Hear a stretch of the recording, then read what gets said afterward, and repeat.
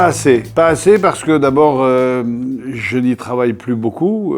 À vrai dire, je ne travaille plus beaucoup non plus. Et puis, vous avez vraiment un très très gros problème météorologique. Quand on habite le sud de la France et qu'on s'aperçoit que 20% des touristes qui viennent de chez vous, on comprend pourquoi il y a moins de Français en Belgique qu'il n'y a de Belges dans le sud de la France. Mais non, je viens plus beaucoup en Belgique et pourtant, Dieu sait que j'aime ces gens-là. Voilà, c'est comme ça, je ne peux pas être partout à la fois non plus. Non, pas forcément. Il y a des gens que j'aime retrouver. Il y a des lieux que j'aime. J'aime le Forum de Liège, la Grand Place de Charleroi, la vieille ville de Bruxelles du côté du Mannekam. Ça j'aime beaucoup. Après, oui, j'aime bien la vraie campagne. La vraie campagne avec les animaux qu'il y a en Belgique, parce qu'il y a une vraie campagne encore humide, encore grasse, encore vraie. Le vrai terroir, les gens qui ont les mains calleuses. Moi, j'aime beaucoup ça.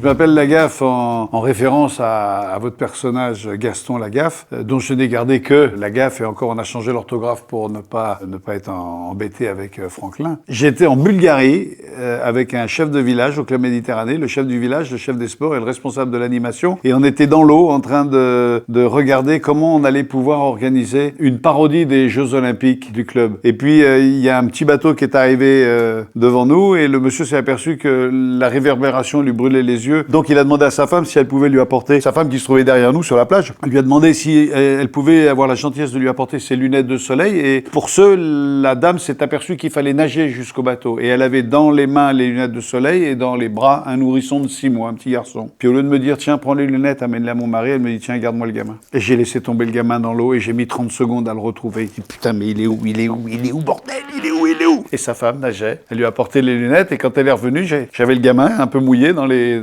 bras. Et elle m'a dit, mais il est tout mouillé? Je dis, oui, on s'est baigné. Et elle était très contente. Elle a dit, mais merci beaucoup. Et le gamin était ravi.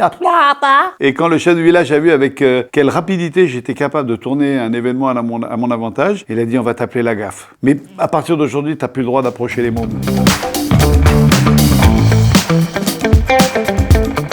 Oui, je dois le fait d'en être arrivé là.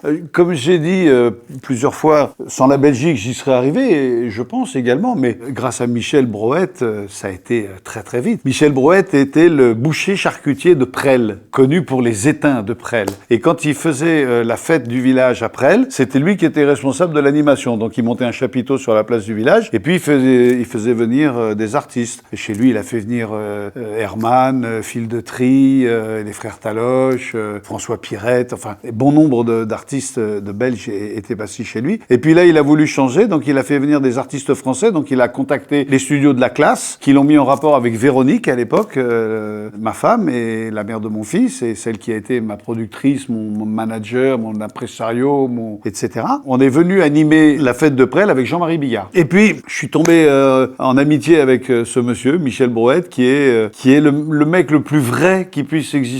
Il ne sait pas mentir et il ne sait pas faire semblant. Donc c'est quelqu'un d'entier, de sincère, de gentil, de généreux, de spontané. Et puis je lui ai dit, écoute, à voir comme ça se passe. Maintenant, quand je reviendrai en Belgique, si tu veux, je voudrais que tu t'occupes de la logistique, donc que tu sois le chargé de production, que tu aies la production déléguée, quand je viendrai faire quelque chose en Belgique. Et c'est comme ça qu'il est devenu mon producteur belge pendant 10 ans. Jusqu'au jour où il est arrivé, il m'a dit, tu ne sais pas croire, mais j'ai le Cirque Royal. Et là...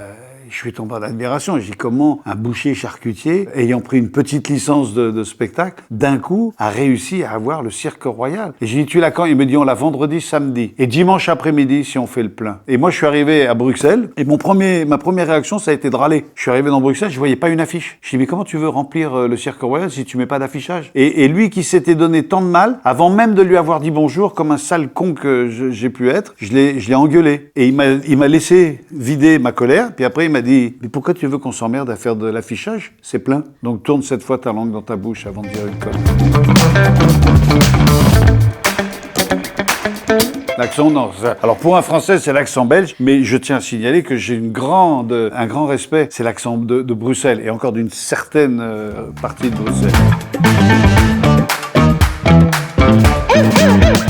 Oui, Oui, alors les expressions, c'est les grands classiques, c'est gay.